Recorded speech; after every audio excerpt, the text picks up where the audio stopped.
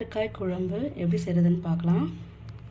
பாகற்காய், தக்காளி, வெங்காயம், கருவேப்பிலை, கொத்தமல்லி, பூண்டு என்கிட்ட 2 தான் இருந்துச்சுன்னு எடுத்துருக்கேன். நிறைய ஆட் பண்ணிக்கோங்க.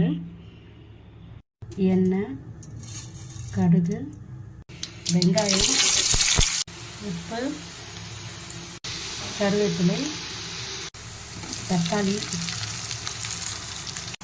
பாகற்காய், மிளகாய் தூள், மஞ்சள் தூள், புளியை கரைச்சி ஊற்றிக்கலாம். தண்ணியை ஊற்றி மூடி வச்சிடலாம். கசப்பை சாப்பிடாதவங்க வெல்லம் ஆட் பண்ணிக்கோங்க. வெல்லத்தை இடித்து ஆட் பண்ணிக்கோங்க. இதில் கருவேப்பிலை, கொத்தமல்லி தூவி இறக்கிடலாம். முள்ளங்கி பொரியல் முட்டை போட்டு எப்படி செய்கிறதுன்னு பார்க்கலாம். வெங்காயம், அதுக்கப்புறம் காஞ்ச மிளகாய், கொத்தமல்லி, கருவேப்பிலை, கொஞ்சமாக கடலைப்பருப்பு, 2 முட்டை எடுத்துக்கோங்க. மிளகுத்தூள் கொஞ்சம் எடுத்துக்கோங்க. வெங்காயம், அதிலே கடலைப்பருப்பு போட்டுக்கோங்க. கூடவே உப்பு போட்டுக்கோங்க. காய்ந்த மிளகாய், முள்ளங்கி, மஞ்சள் தூள், கருவேப்பிலை, கொத்தமல்லி போட்டு முட்டையை உடச்சி ஊற்றிக்கலாம்.